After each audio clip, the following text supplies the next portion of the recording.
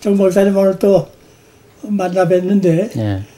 오늘은 무슨 말씀을 해주시겠는지 궁금하네요.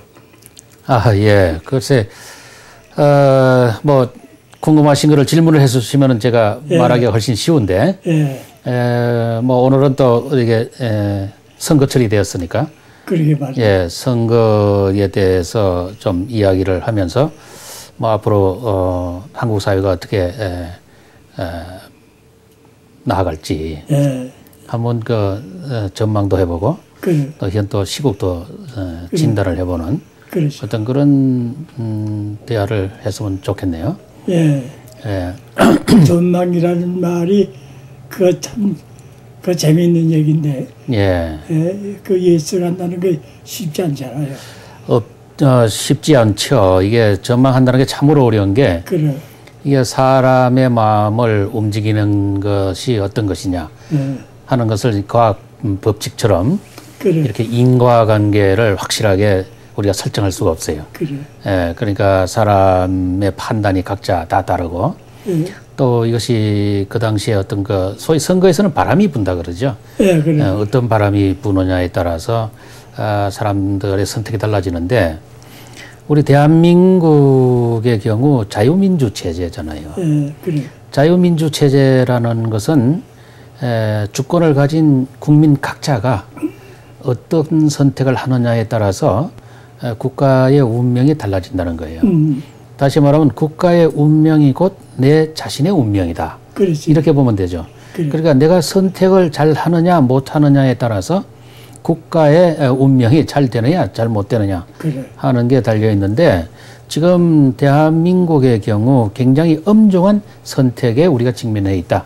이렇게 볼 수가 있어요. 왜 엄중하다고 말할 수가 있느냐면은, 지금까지 지난 수천 년에 걸쳐서 인류가 역사가 발전하면서 지향했던 바가 뭐냐면 개인의 자유를 확보하는 거예요.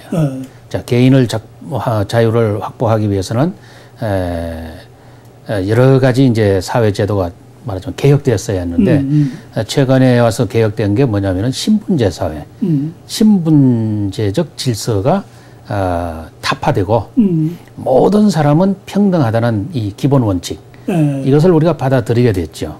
그러니까 모든 사람은 평등하고 누구나 다 미국 헌법 독립선언서에 보면은 양도할 수 없는 권리를 타고 태어났다 이렇게 하는데, 그 기본 원칙이 지금은 다 기본적인 원칙으로서 모든 사회에서 이제 거의 자유민주 사회라면 다 받아들여지고 있는 거거든요. 그것이 역사의 흐름일까요? 역사의 흐름이죠.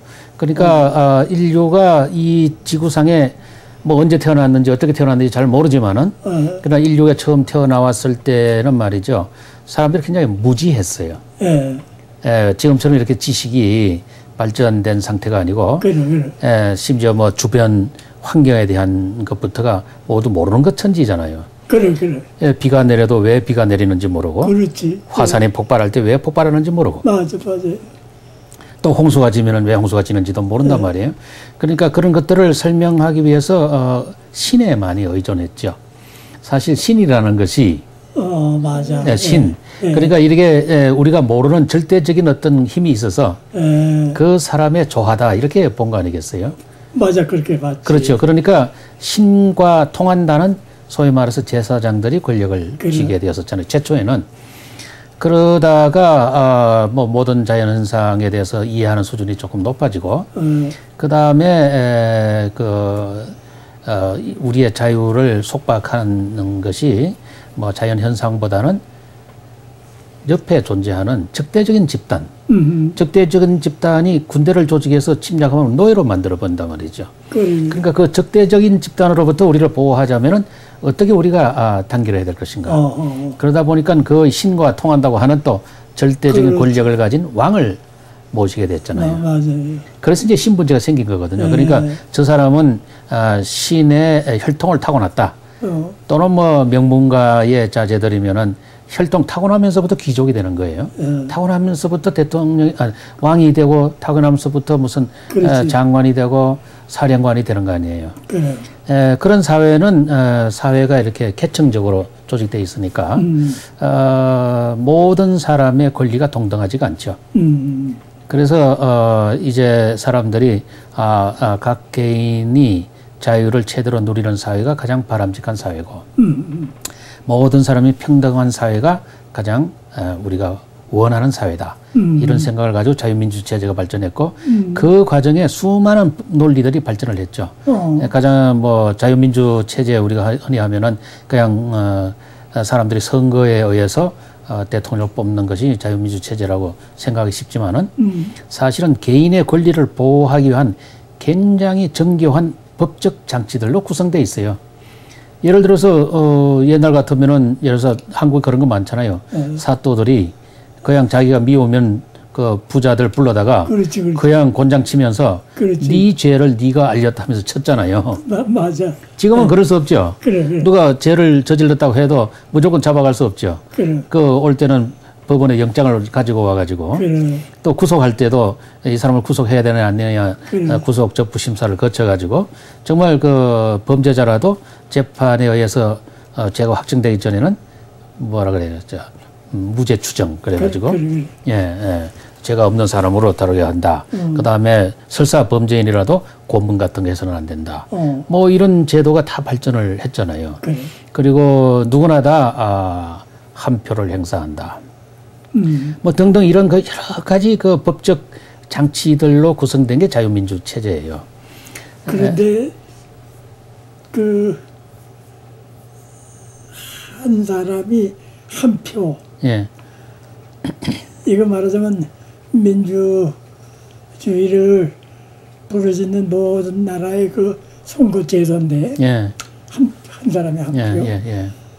그 무식한 사람이건 지식이 있는 사람이건 한 표밖에 안 된다. 그렇죠. 예. 그게 참 민주주의의 묘미이자 어떻게 보면 또 조금 단점이라고도 말할 수가 있는데요. 그게 교육을 많은 받아서 나이가 좀 든 사람은 경험도 많이 했고 배운 것도 많고 그렇죠. 그리고 나이가 어린 사람은 경험이 없고 배운 것도 많지 않단 말이에요. 예, 그렇죠. 그런데 한 표씩 줬다? 예, 그렇죠. 그거 좀 문제가 있지 않나. 어떻게 보면 참 좀 불합리한 것 같죠.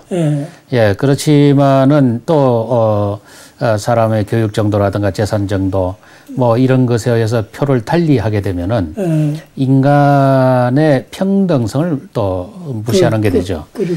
사람의 가치라는 것은 사람의 존엄성이라는 것은 그 사람의 배움의 정도라든가 재산의 정도라든가 뭐 이런 것에 의해서 그 인간으로서의 사람의 그 가치가 결정되는 것이 아니고 한 인간이기 때문에 누구나 다 동일한 생명체로서 인간의 존엄성을 우리가 보호를 받아야 될 대상이거든요.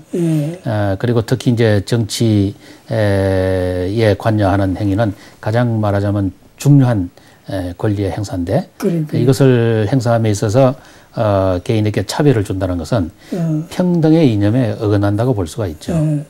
사람의 가치는 그 사람이 입고 있는 옷으로 평가할 수도 없고 그 사람이 알고 있는 학식으로 평가할 수도 없고 그 사람의 하나의 인격체로서 누구나 동등한 인격체다 이렇게 보아야 하기 때문에 한 표씩 주는 것이 어떻게 보면 불합리한 것 같지만은 또 가장 합리적인 제도다 그렇게 생각되죠. 그래서 어쨌든 이제 현재는 우리가 이제 자유민주 체제에 살고 있는데 이 자유민주 체제를 이제 우리가 옛날에 사람들은 이게 가장 인간이 행복하게 살 수 있는 이상향이라고 생각하고 이 제도를 발전시켜 온 것이고 이것이야말로 인류가 그동안 수천 년 동안 꿈꾸었던 이상향이 유토피아가 이 지구상에 실현된 것이다. 이렇게 볼 수가 있어요. 그런데 이 절대 왕조 시대가 지나가고 이제 이런 민주사회가 도래하면서 이 역사 발전에 대해서 잘못 해석한 그룹이 있어요. 이게 우리가 소위 말하는 이제 공산주의 세력인데 이 사람들은 절대 왕조에서 벗어나려 하는 그 노력은 좋은데 그 과정에 노동자, 농민의 권리를 너무 강조한 나머지 그래. 예, 그다음에 옛날에 신분제 사회에서 단지 혈통만으로 그 권력을 유지하던 사람들에 대한 적개심이 너무 강한 나머지 맞아요. 예, 어떤 그 노동자 농민의 적대 계층을 상정하게 되고 소위 말해서 사회적으로 자기 노력에 의해서 성공한 자본가라든가 또 신분에 의해서 단순히 혈통에 의해서 출세한 사람 이런 것들을 구별하지 않고 모두 계급의 적으로 생각해 가지고 그래. 이것은 말하자면 주권이 없는 계층 그래. 노동자가 독재를 해야 되는 대상 네. 타파해야 되는 대상 이런 식으로 보게 됐단 말이죠. 이것은 우리 오늘날 자유민주 세계에서 받아들이고 있는 모든 사람이 평등하다는 기본 원칙에 어긋나죠. 그래. 그렇잖아요. 그래. 아까 왜 각자 학식이 많은 사람이나 학식이 없는 사람이나 다 한 표밖에 없느냐 그래. 그런 질문을 하셨는데 자본가든 출세한 사람이든 학식이 많은 사람이든 이런 사람들이나 노동자나 농민이나 다 인간적인 측면에서 보면 하나의 동등한 인격체란 말이죠. 근데 이 공산주의자들은 그 기본 원칙을 받아들이지 않는 거예요. 자기들은 완전한 인격체고, 자본가나 뭐 지주계급이나 뭐 이런 사람들은 인간이 아닌 짐승인 것처럼 취급한단 말이죠. 그러니까 지금 현재 그 뭐 공산주의보다도 더 지독한 군사 독재를 하고 있지만 북한 사회를 보면은 그렇잖아요. 뭐 헌법에 보면은 주권 계층을 노동자, 농민, 근로인, 테리. 그 다음에 김정일이 선군 정치를 내세우면서 군인까지 포함해가지고 요 계층만 주권이 있는 계층이에요. 그러니까 주권이 있는 계층을 나열했다는 이야기는 모든 사람이 평등하다는 것을 인정하지 않는다는 걸 의미하죠. 그러면 과연 북한에는 주권을 가지지 않은 계층이 존재하느냐? 존재하죠. 그 사람들이 다 어디 갔느냐? 정치범 수용소에 가 있단 말이죠. 그래서 또 웃기는 게 북한에서 김정일 눈에 벗어나면은 아무리 김정일 밑에서 뭐 높은 벼슬을 하고 있었던 뭐 높은 직책을 가지고 있었던 사람도 하루아침에 온 가족이 그 사람 가족뿐만 아니라 그 친척까지도 맞아. 정치범 수용소로 갇힌단 말이에요. 그러니까 북한에서는 우리가 알고 있는 바와 같이 모든 사람이 평등하고 그 인격이 법에 의해서 보호되는 그런 제도가 아닌 옛날 전제 왕권 시대나 볼 수 있는 그런 그 독재권에서 인권이 보호가 되지 않는 사회라는 걸 알 수가 있고 또 주권을 가진 계층도 일부 특수 계층에만 한정되고 그러니까 이런 그 말하자면 자유민주 체제에 반하는 말하자면 문명화되지 않은 미개한 그러한 제도를 가진 집단이 아직도 존재한다는 거예요. 그래서 말이죠. 지금 선거철이 되니까 지금 두드러지는 게 친북 좌파. 그렇죠. 지금 제 말씀드리려는 바로 그 문제인데. 친북 좌파들이 그 친북한이 내가 친북한이다 이럴 경우에 그 선거제도 같은 게 좋아서 그렇다 생각 그건 아닐 것 같은데 그러니까 선거를 어떻게 하냐면 하얀 통 까만 통 놓고 뭐 찬성하면 뭐 하얀 통에 놓고 반대하면 까만 통에 놓고 뭐 그런 사람가 그래. 이제 그 이제 북한의 이제 소위 말하는 흑백 선거라고 그러죠. 근데 사실 거기는 노동자 농민이 주권을 가지고 있다고 하지만 노동자 농민이 주권을 행사할 수 있는 방법이 없어요. 오로지 그 지배자의 의사에 따라서 거수기 역할만 하는. 맞아요. 그러니까 주권을 행사하는 것이 아니라 노예로 살아가는 거죠. 북한에서는 자유를 가진 사람은 딱 한 사람. 그거는 김정일, 김정은, 맞습니다. 김일성. 맞습니다. 왜냐하면 절대 왕조거든요. 거기가 범권적인 왕조 체제이기 때문에 그런데 그래서 이 사람들이 노동자 농민을 이익을 대표하는 어떤 공산당이 지배하는 사회인 것처럼 선전은 하지만은 실제로는 공산당이 지배하는 사회도 아니지요. 아닌 공산당도 아니에요. 그게 김씨 일가가 독재하는 사회다. 맞아요. 개인 독재 사회다. 그래. 그것도 군대를 압수해서 독재하는 군사 독재 사회다. 그렇죠. 그리고 그것도 또 절대 왕조처럼 권력을 세습하는 그래. 세습 왕조 체제다 하는 것을 우리가 알아야 돼요. 그래서 한국에 있는 정부 좌파들이 그러한 시대착오적인 야만적인 반인륜적인 그런 역사 후퇴적인 그렇지. 그런 왜 북계 독재자에게 충성을 할까 하는 것이 정말 참 이해할 수 없는 참 이해가 안 돼. 이해할 수 없는 현상 중에 하나예요. 그런데 이제 이렇게 생각할 수는 있어요. 공산주의자들이 정권을 획득하는 데 최초로 성공한 데가 소련이었죠. 그래. 1917년. 그런데 그 당시 우리 한국은 일본의 식민 지배를 받을 때였지요.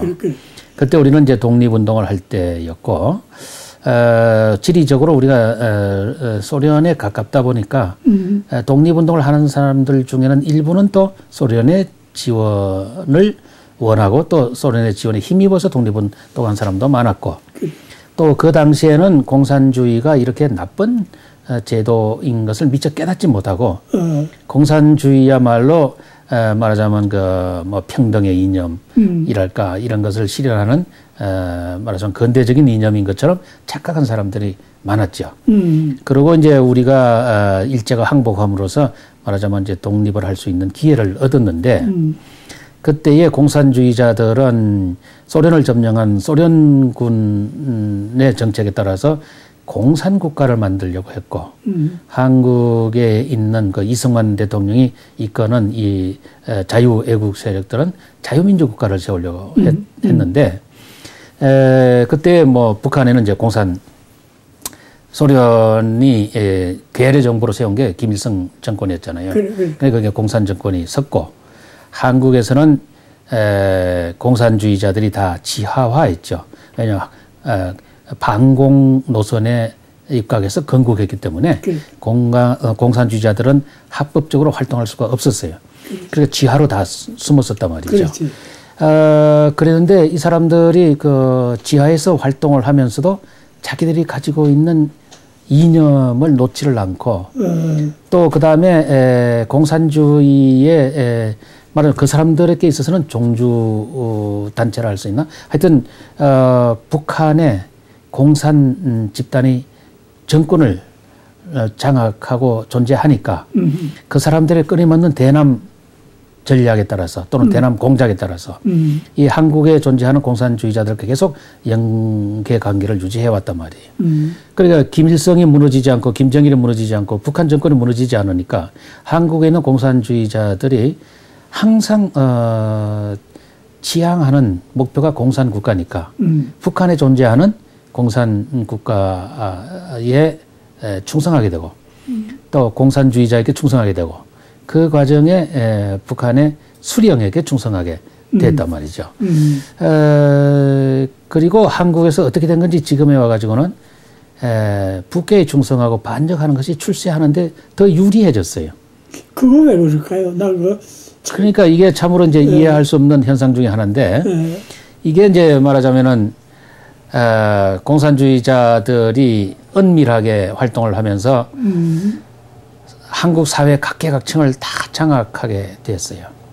그러니까 지난번에 인터뷰할 때 말씀드렸지만은 그들이 말하자면은 모든 사람이 평등하다는 이 이념조차도 가지고 있지 않으면서 마치 자신들이 평등을 주장하는 것처럼 국민들에게 선전선동하고 또 북한이 마치 지상천국인 것처럼 그렇게 선전선동하고 한국이 마치 미국의 식민지인 것처럼 선전선동하고 그런데 그 중에서도 특히 정교조라는 말하자면 반역자 단체가 학교 교육을 장악하게 되고 이것을 단속해야 될 국가가 교육권을 확보를 못하고 정교조에 끌려다니고 맞아요. 정교조가 뭐 처음에 전두환 대통령 전두환 정권 시절에 있던 것을 그때 불법화했었는데 김대중 정권이 들어서자마자 정교조를 합법화했거든요. 그거는 한국 사회를 공산화시키겠다는 어떤 그런 의지의 표현이라고 봐야죠. 그래서 이들이 젊은 학생들이 아무것도 모르잖아요. 그게 마치 공산주의가 좋은 것처럼 또는 현재의 대한민국 정부가 나쁜 것처럼 또 대한민국이 미국의 식민지인 것처럼 또 미국 때문에 통일이 안 된 것처럼 이런 거짓 선전선동을 하는데 여기에 많은 사람이 속아 넘어갔고 그래. 그다음에 지난번에도 말씀드렸지만은 한국의 언론의 문제가 심각해요. 옛날에는 이 정통 언론의 보도랄까 또는 그 기사랄까 이런 것들에 대한 신뢰감이 높았고 언론인에 대한 사회적인 역할도 컸고 언론에 대한 존경심도 컸는데 지금은 예를 들어서 한겨레나 무슨 경향신문이나 오마이뉴스나 뭐 이런 것들은 말이죠. 언론 매체라기보다는 특정 이념 집단, 말하자면 종북 좌파들의 선전 매체로 전락했거든요. 그러니까 언론 기관으로서 역할을 하는 것이 아니고 종북 좌파들, 특히 공산주의자들의 시각을 말하자면 홍보하는 선전지로 전락했고 그다음에 전에도 이야기했습니다만은 그 매체가 발달하다 보니까 아무 자격도 없는 개인이나 또는 특정한 이념적인 편파적인 어떤 그 이념 집단이 마음대로 뉴스를 생산해서 보도하게 되고. 근데 이상하게도 또 사람들이 정상적인 판단력을 갖지 못하다 보니까 정상적인 보도보다는 그와 같이 이렇게 좀 뭐랄까 센세이셔널한 맞아요. 또는 또 정부를 비판하거나 이런 보도가 더 흥미를 갖게 하고 맞아요. 그러다 보니까 한국에 있는 많은 사람들이 그러한 의도적인 거짓 선전선동에 많이 노란하게 됐다. 그 사람들이 세상을 보는 눈은 보면은 정말로 빨간 안경을 끼고 있는 것 같이 정말 편파적으로 봐요. 그러니까 정상적인 판단력을 상실한 사회가 됐단 말이죠. 그렇다 보니까 이제 한국이 지금 위험한 상황에 있는 것이죠. 그래서 대한민국의 참 최대의 약점이라고 하면 바로 이 선거제도예요. 정말 이게 선거제도야말로 자유민주주의의 꽃인데 선거야말로 그러니까 나를 지배할 권력자를 내 손으로 뽑는다는 거 아니에요. 이게 말하자면 지배자가 피지배자의 동의를 받아서 정통성을 확립하는 거거든요. 이것이 자유민주주의의 이제 그 기본 원칙인데 이 제도를 공산주의자들이 이제 역이용하는 거죠. 그러니까 이제 이런 그 각종 그 교육이라든가 언론 매체라든가 또는 사법기관이라든가 이런 것을 장악해가지고 틀린 거짓 선전선동에 의해서 사람들이 잘못 선택하게 만들어 놓은 거예요. 그러니까 한국에서 지금 말이죠. 내가 빨갱이다. 내가 종북 좌파다. 요새는 공개적으로 선언하고 활동하잖아요. 예를 들어서 민노당 같은 경우 이거는 대한민국을 무너뜨리고 노동자 농민이 지배하는 세상을 만들고자 하는 공산주의 집단이거든요. 근데 그것이 버젓한 정당이 됐고 지금 또 북계지령회에서 야권 통합이 이루어져 가지고 그렇잖아요.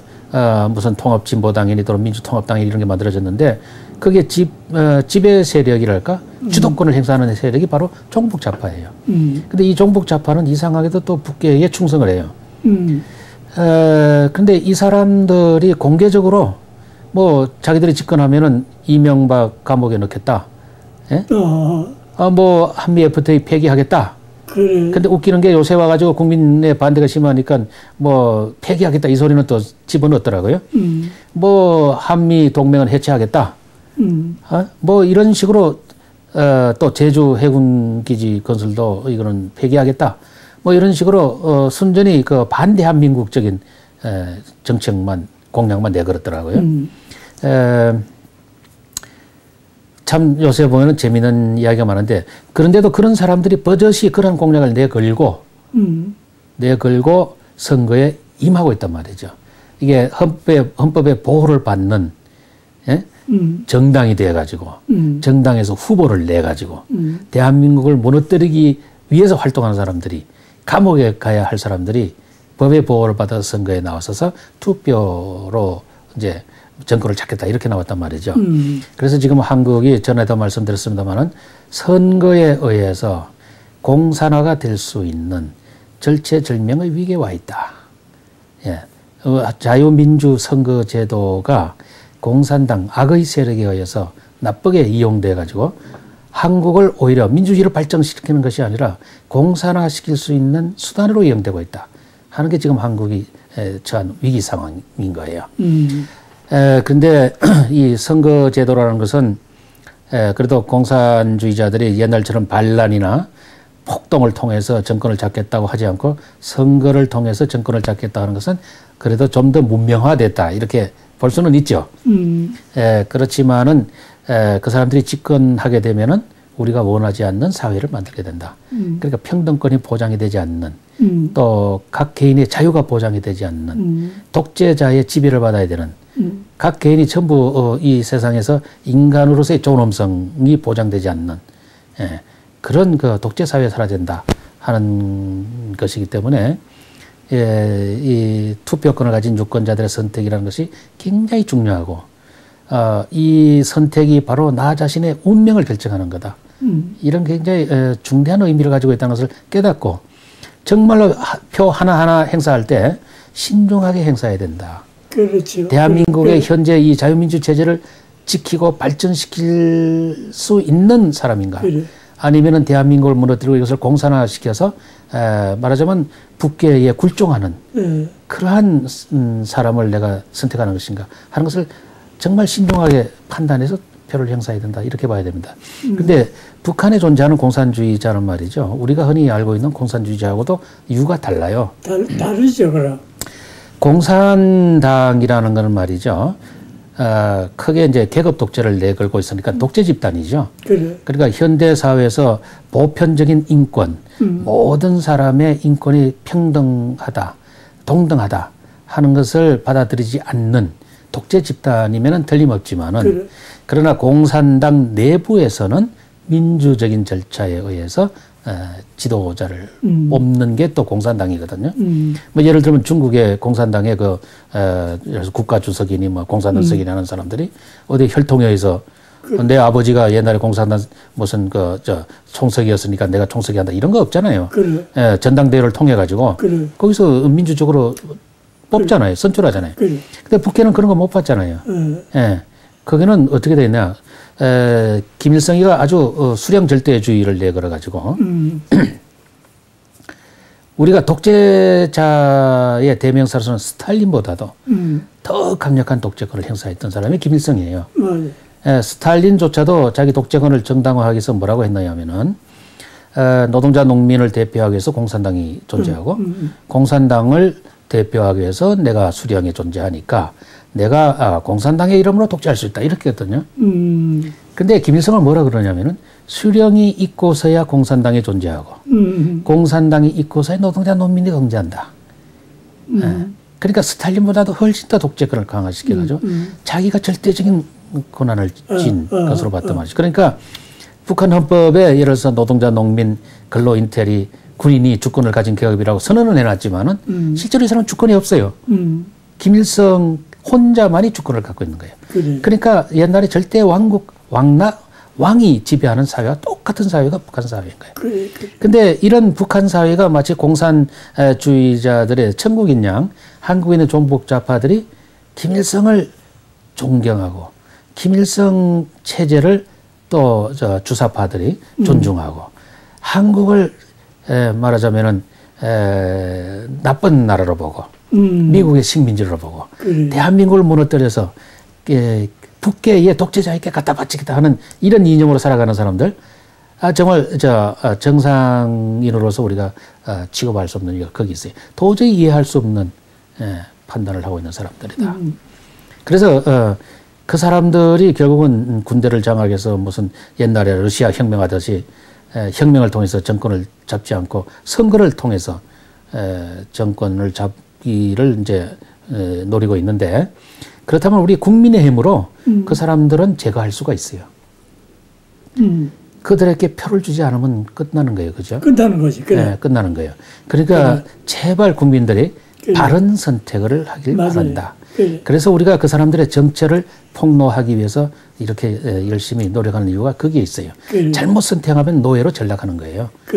독재자 밑에서 정말 내 권리를 보장할 수 없는, 내 자유를 내가 확보할 수 없는 독재자의 그 노예로 살아가야 되는데 그 운명을 내 스스로 택한다면 얼마나 바보예요. 얼마나 어리석어요. 그런데 요새 그 좌파들이 북한에 가서 살려고 그러면 안 갑니다. 제가 이제 그 이야기를, 그거 한번 생각을 해봤는데, 과연, 종북 좌파들이 정권을 잡았다. 그러면 북한에다 나라를 갖다 바칠까? 한번 그 생각을 해봤어요. 지금은 이제 다 북의 지령에 따라서, 행동하고 있는데, 한번 생각해봐요. 한국에서는 말이죠. 반역을 해도 출세할 수 있을 만큼 나라가 자유로운 나라. 자유롭지, 그래. 근데 자신들이 만약에 북계 체제하에 들어갔다. 거기서 반역을 해도 살아남을까요? 그래, 그게 불가능할. 그러니까 예를 들어서 내가 아무리 종북 좌파라고 하더라도 내가 권력을 잡기 전까지는 북계를 이용하겠지만은 또 북계 지원도 받고 또 자기들 동료들 간의 어떤 그 연대감이랄까 유대감이랄까 뭐 동지의식이랄까 이런 것에서 단결해가지고 뭉쳐가지고 뭐 예를 들어서 통합진보당도 만들고 민주통합당도 만들고 뭐 선거에도 나가고 그다음에 야권 단일화도 하고 뭐 이렇게 가지고 선거 이기려고 노력하겠지만은 과연 선거에 승리해서 집권했을 경우 북계 밑으로 들어가려고 할까? 북계 밑으로 들어가면은 아마 내가 볼 때는 대부분이 정치범 수용소에 들어갈 겁니다. 끝이죠. 그다음에 죽이죠. 김정은이 밑에서 이 사람들이 자유를 확보하고 살 수 있을까요? 지금 대한민국에서처럼 이렇게 자기들 대한민국에서 사실은 언로가 열려 있죠. 자기가 하고 싶은 말 다 하잖아요. 무슨 대통령 뭐 지박이라고도 가까새끼라고도 하고 말이죠. 뭐 한국이 미국의 식민지라는 소리를 하고 미국은 물러가라는 소리를 하고 미국 때문에 통일이 안 됐다고 또 미국이 전쟁 주범이 이런 별소리를 다 하는데 이런 사람들이 과연 김정인이 지배 체제 아래에서도 그런 소리를 할 수 있겠느냐 하는 거예요. 이들이 북계가 지배자가 되는 북계의 그 김가 왕조가 밑으로 들어가는 순간 이 사람들은 다 자유를 뺏기고 정치 무슨 수요로 갈 사람들이다. 그걸 아마 제가 볼 땐 본인들이 스스로 너무나들 잘 알고 있을 거예요. 이 사람들이 과연 대한민국을 버릴 수 있을까? 내가 볼 때는 버릴 수 없을 거다. 왜냐하면은 설사 자기는 출세했다고 하더라도 자기 자손들이 대대로 출세할 수 있을까요? 보장할 수 없죠. 우리가 저 북한에서 탈북한 사람들이 쓴 뭐 책이라든가 증언들을 보면은 북한에서 아무리 출세했던 사람이라도 하루아침에 정치범 수용소에 갇혀요. 그리고 그리고 예를 들어서 김영순이라는 분이 쓴 나는 성혜림의 친구였다 하는 책을 보면 말이죠. 이 사람의 그 남동생이 6.25 동란 때 포항 전투에서 사망했어요. 사단 그 당시에 아마 참모장인가 뭐 부사단장쯤 됐는데 그 길과 굉장히 그 고위층하고 이제 같은 아파트에 살고 해서 고위층들이 주변에 절비했는데 이 사람 책에 보면은 거기 등장하는 모든 사람이 사라져요. 뭐 지도새도 모르게 사람들이 사라지는 거예요. 얼마나 무서운 사회인지 몰라요. 그런 사회에서 설사 내가 대한민국을 반역하고 김정은에게 충성해가지고 설사 일시적으로 뭐 자리를 보존받는다고 하더라도 자기 자식들이나 후손들이 그런 특권을 누릴 수 있다고 장담할 수 있을까요? 본인들이 더 잘할 거예요. 그러면서 왜 이렇게 이중인격적으로 정말 거짓으로 국민들을 속여가지고 표를 얻어서 권력을 장악하려고 하는지 또 북계에 충성하는지 그걸 정말 이해할 수 없다. 그렇게 말할 수가 있어요. 그리고 또 그 좌파들을 보면은 저 사람이 배울 거 좀 배운 사람 같은데 저렇게 바본가 이런 생각이 들어요. 그게 참으로 우리도 참 신기하게 느껴지는 거예요. 예를 들어서 뭐 독일에 있었던 윤희상이라든가 송두열이라든가 또는 한국에 예를 들어서 지금 좀 잠잠하긴 한데 한한상이라든가 옛날에 이영이라든가 뭐 지금은 이제 백낙청 씨가 완전히 그 말하자면 종북 좌파들의 말하자면은 정신적 지주일까 뭐 하여튼 그런 걸 활동하는 것 같은데 그 외에 말이죠 신부나 성녀나 무슨 아니 신부 성녀 목사 뭐 그래. 대학 교수 예? 또는 저 검사 판사 또는 무슨 그 경찰의 고위 간부라든가 군의 고위 뭐 장성이라든가 청와대에 근무하는 비서관이라든가 이런 사람들이 이 말하자면 종북 좌파적인 시각을 가지고 발언하는 것을 들어보면은 왜 저렇게 배운 사람이 저럴까? 맞아요. 정말 네. 이해하기 힘들 때가 참 많아요. 이해가 안 돼. 예. 근데 왜 그럴까? 참 알 수가 없는데 네. 제가 볼 때는 거기에는 정말 우리가 이해할 수 없는 일들이 그 사람들 등 뒤에서 벌어지고 있다. 이렇게 보면 될 것 같아요. 예를 들어서 깡패 집단에 한번 조폭에 한번 가입했다가 내가 정말 바르게 살겠다고 빠져나오면은 쉽게 빠져나오기 힘들죠. 그렇지. 그냥 린치를 가든가 그래. 죽여버리잖아요. 그래. 이게 공산당 집단이 공산주의자 집단이 바로 그와 같은 것 같아요. 특히 북계의 그 공작 부서 같은 경우는 이게 말이죠. 그래. 지도 새도 모르게 사람 죽일 수 있거든요. 그래. 그러니까 이 사람들이 어쩌면은 처음에는 대부분 이제 학자들은 보면은 이제 학생으로서 공부할 때 다 어려웠잖아요. 그래.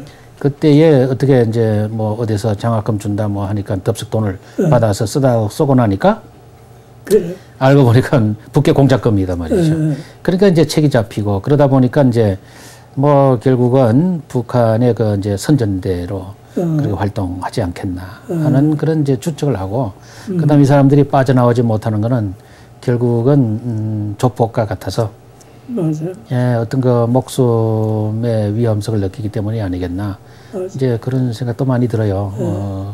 그 이야기를 하니까 뭐 정말 이건 글쎄 이야기를 안 하는 게 제가 좋을 것 같은데 저 사람들이 테러를 할 수 있다는 것을 알아야 되고 뭐 최근에도 비관한 예를 들면은 중국에 가서 선교 활동하는 목사들이 독약 독침 맞아서 사망 사건이라든가 뭐 그런 그래. 충분히 공포심을 느끼게 할 수 있는 게 많고 한국에서 이한영이라는 사람은 왜 저 성혜림의 동생이었나 그렇죠.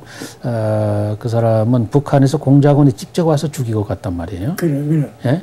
그러니까 이게 배울 만큼 배운 사람, 알 만큼 아는 사람들이 왜 종북 좌파가 돼가지고 북계 독재자의 앞잡이가 돼서 대한민국을 무너뜨리고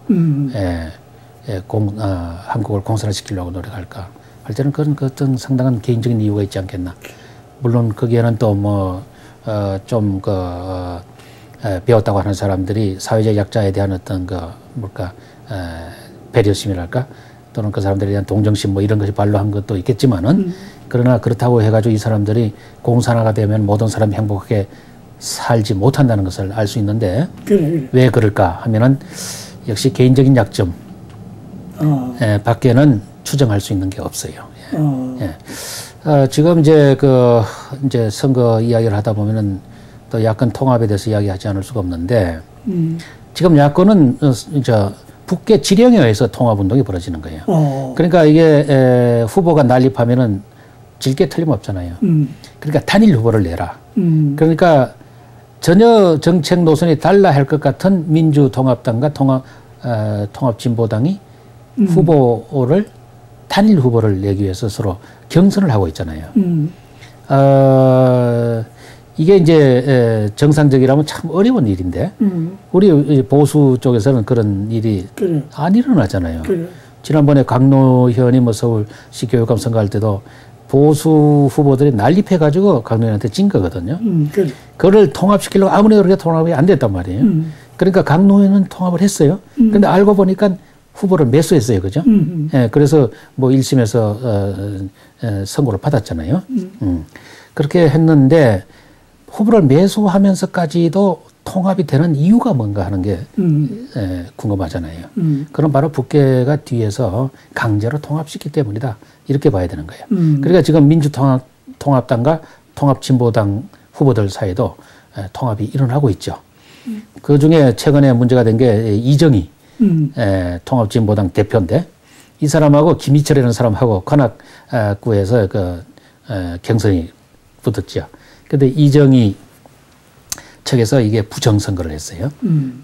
어떻게 된 건지 여론조사하는데 여론조사 내용을 그대로 알아가지고 트위터로 가지고 자기들 지지자들한테 이렇게 응답해라 저렇게 응답해라고 지시하고 그렇게 하고 나니까 이정희가 승리는 했지만은 부정선거잖아요. 근데 이 부정선거라는 게 참 이거는 말이죠. 남의 권리를 존중하지 않는 태도인 거예요.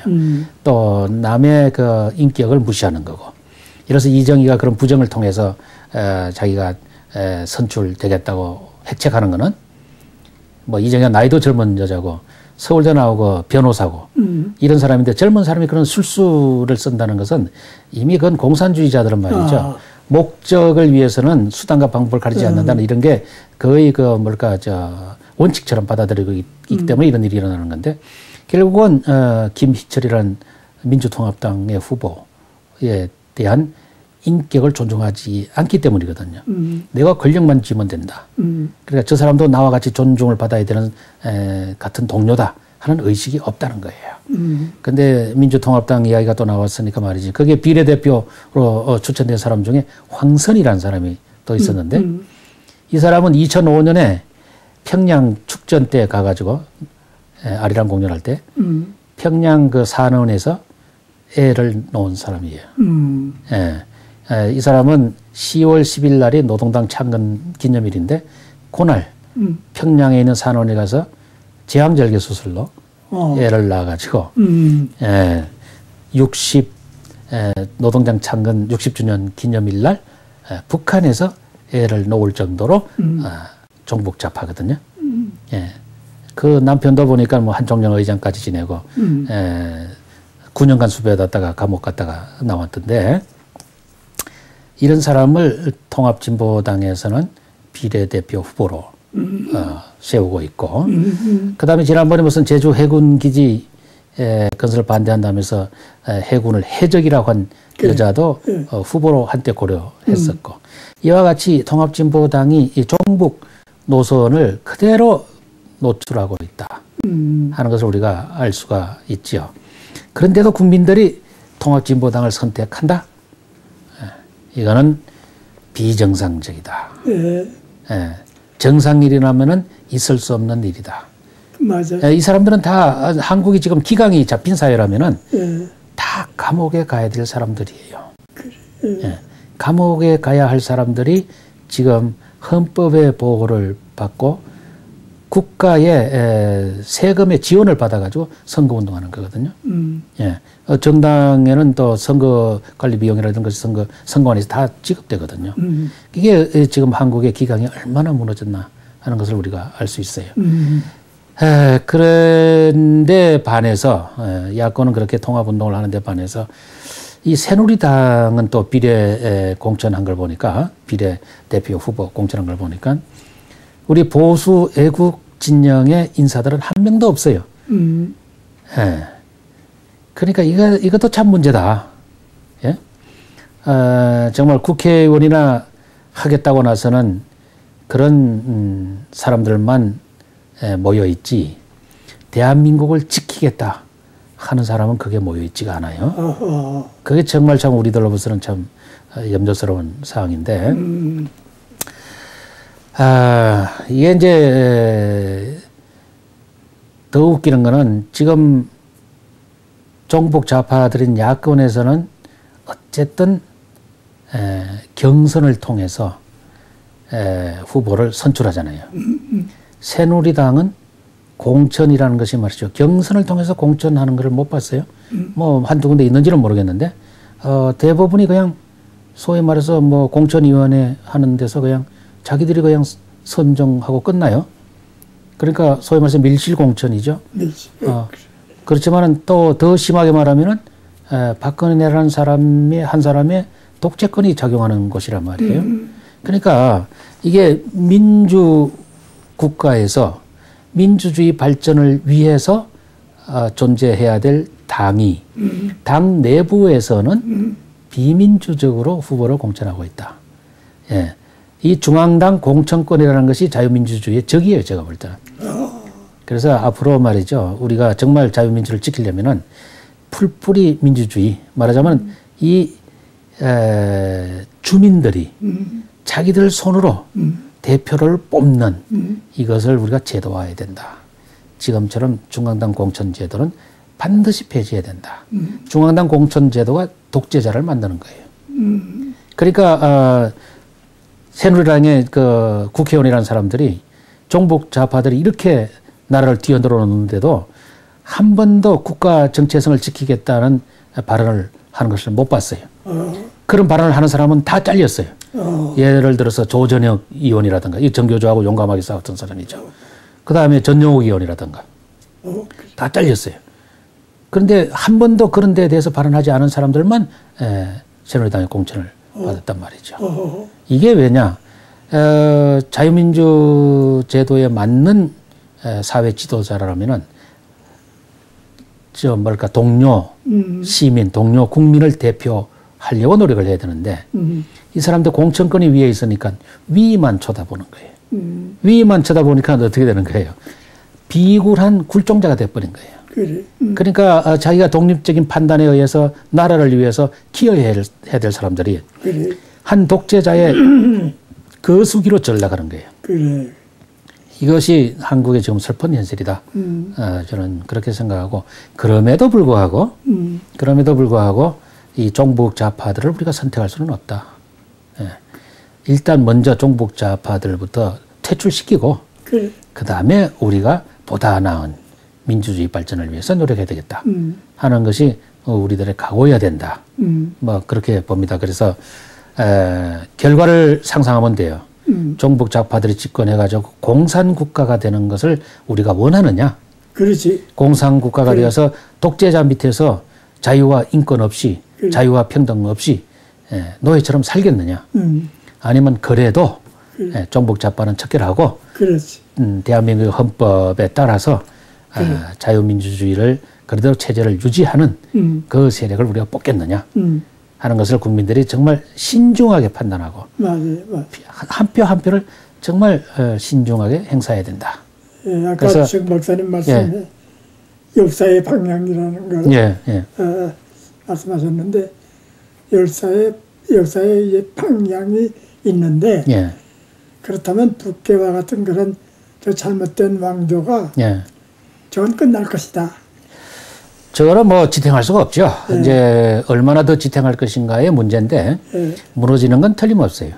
무너지는 건 틀림없는데 이제 언제 무너질 것이냐 하는 것은 이제 예측하기가 상당히 어렵죠. 어렵지만은 제가 볼 때는 오래 버티지 못할 거다. 조만간 내부 모순에 의해서 붕괴될 것이다. 외부에서 충격을 가하지 않아도 내부 모순에 의해서 무너질 것이다. 저는 그렇게 보고 있죠. 그게 역사의 방향일 거예요. 그것이 역사의 발전의 방향이에요. 뭐 어떤 제국도 인권을 무시하고 오래 존속한 예가 없어요. 그러니까 특히 북괴 집단은 더하죠. 저건 사악한 집단이에요. 아주 사악한 집단. 사악한 집단이에요. 하루 빨리 없어져야 돼. 그럼요. 저건 빠르면 빠를수록 좋죠. 근데 그 이번에 박근혜 대표가 11번 이라고 그래. 비례대표 11번. 언론에서 1번일 것이라고 다 추측을 하고 있었는데 공개된 것을 보니까 11번으로 했는데 그래서 제가 묻고 싶은 게 1번과 11번의 차이가 뭐가 있어요? 새누리당이면은 적어도 20몇 번까지는 안정권이거든요.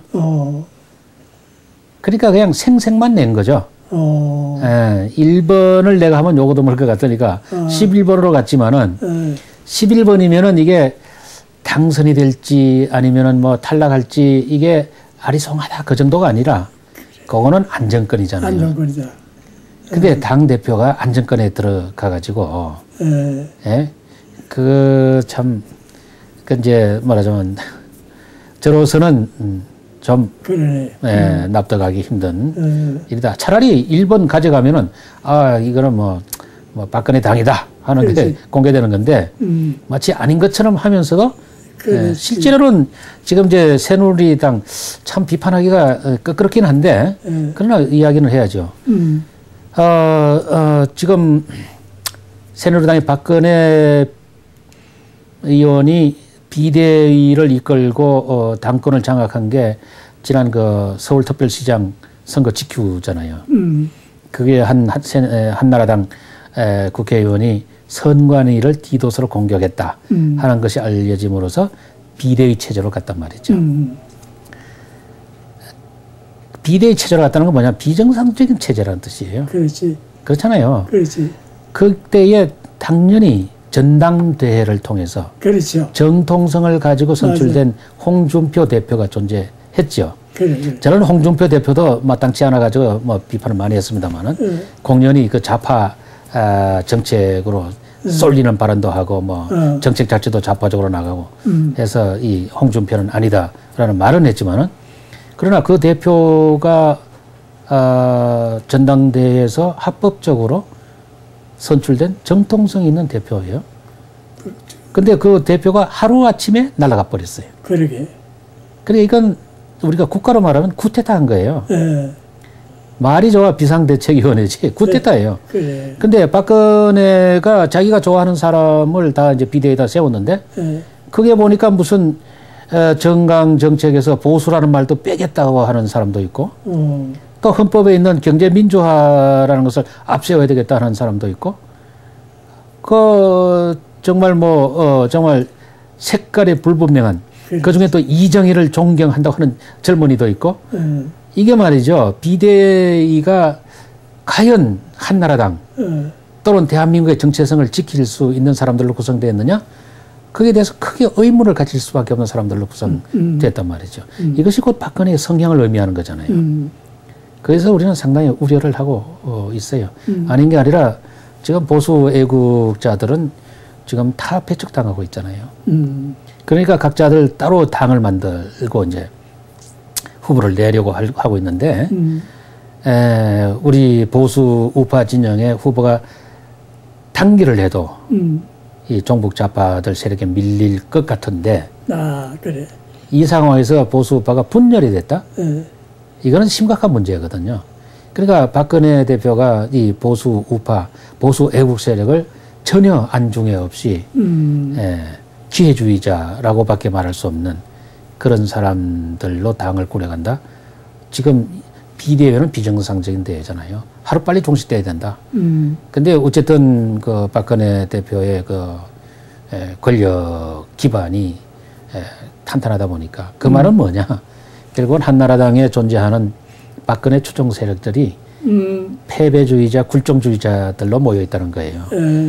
자기가 지역 주민을 설득해서 내가 등등당당하게 내 정치적인 이념을, 바른 이념을 내세워서 국민의 선택을 받겠다 하는 사람들이 아니라 박근혜께 잘 보여가지고 그저 공천만 받으면은 국민들이 선택할 게 나밖에 없지 않겠느냐.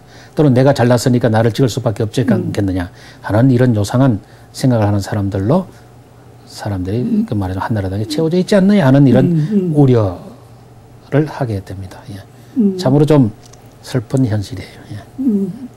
그 요새 새로 나온 말 가운데 국민 생각. 예, 그 박세일 씨가 만든 정당 있죠. 그게 이제 전역 의원이 이제 한나라당에서 공천을 못 받자 이제 글로 가서 비례대표 일변을 받았던가요? 그 다음에 뭐 대변인으로 활동하고 있는데 국민 생각이라는 게 저는 과연 보수 애국 정당인지 한데 의문을 가져요.